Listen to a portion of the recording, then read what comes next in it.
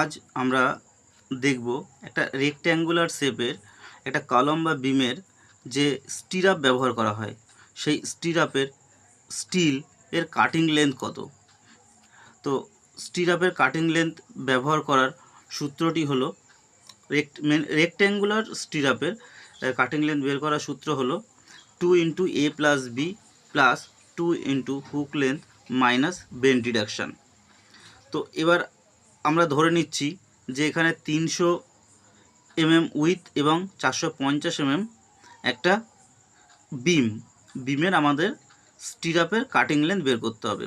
তাহলে এই ডায়াগ্রাম থেকে আমরা কি পাচ্ছি যে এখানে উইথ কি আছে 300 mm, ডেপথ আছে 450 mm, এখানে যে স্টিরাপটা ব্যবহার করা আছে সেটা কত 8 mm এর।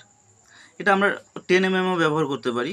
আর এখানে যে ক্লিয়ার কভার অর্থাৎ শাটারিং বোর্ড থেকে যে আমাদের স্টিরাপের যে গ্যাপ যেটা রয়েছে সেটা হচ্ছে 40 mm। তো এখান থেকে আমরা এই জিনিসগুলোই পেয়েছি, সেগুলো লিখে নিলাম। লিখে নেওয়ার পর এবার আমাদের এখানে দেখো এ প্লাস বি বলেছে, কিন্তু এ এবং বি কি? এ হচ্ছে যে আমাদের যে এখানে যে স্টিরাপটা ব্যবহার করা হয়েছে এই স্টিরাপের সেন্টার থেকে এই সেন্টার পর্যন্ত, স্টিরাপের সেন্টার পর্যন্ত এই যে লেন্থ, ঠিক একই রকম বি হচ্ছে এই স্টিরাপের এই মাথা থেকে এর সেন্টার পর্যন্ত যে লেন্থ সেটা হলো বি। তাহলে এটা বের করার একটা সূত্র আছে। এটা বের করার সূত্র কি, যে দেখে নিই এ উইথ মাইনাস 2 × কভার, অর্থাৎ কভার দেখো এদিকেও রয়েছে এদিকেও রয়েছে, তাহলে 2 × cover minus 2 × dia of stirrup by 2। অর্থাৎ কেন না, আমরা স্টিরাপের এই সেন্টার থেকে এই সেন্টারে যাব, ঠিক একই রকমভাবে এই সেন্টার থেকে এই সেন্টারে যাব, তবে আমরা পাবো। তাহলে এখানে কত হলো 300 মাইনাস 2 × 40 মাইনাস 2 × 8/2 করলে কত হবে 212 mm। ঠিক একই রকমভাবে বি এর লেন্থটাও বের করে নেব, depth minus 2 × cover into 2 × dia of stirrup by 2 করলে হচ্ছে 362 mm। এবার এ এবং বি পেয়ে গেছি। এবার এখানে আমরা ফর্মুলাতে বসিয়ে দেবো এ বি এর মান। এবার A 2 × a plus B plus 2 × 10d। এখানে 10d কি, 10d হচ্ছে হুক লেন্থ, অর্থাৎ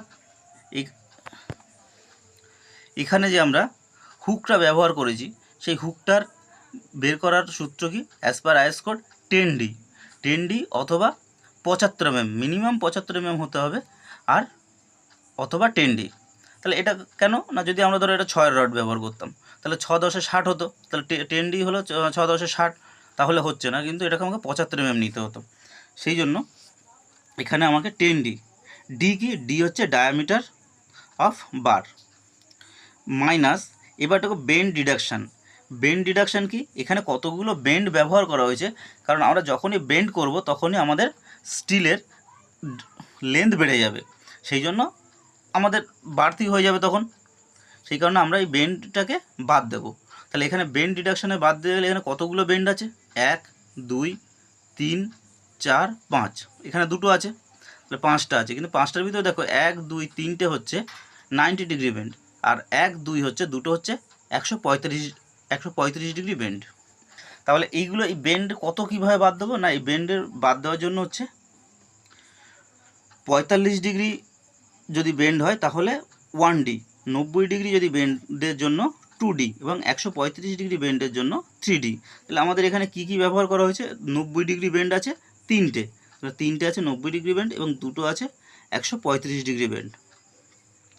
তাহলে এবার মানটা বসিয়ে দিই, তাহলে 2 × 212 plus 362 plus 2 × 10 × d minus 3 × 2 × d minus 2 × 3 × d করলে এই সমাধান করলে আসছে 1148 প্লাস 160 মাইনাস 48 মাইনাস 48, টোটাল করে আসছে কত 1212, অর্থাৎ 1 মিটার 212। তাহলে কাটিং লেন্থ অফ স্টিল কত হলো cutting length of steel for rectangular shape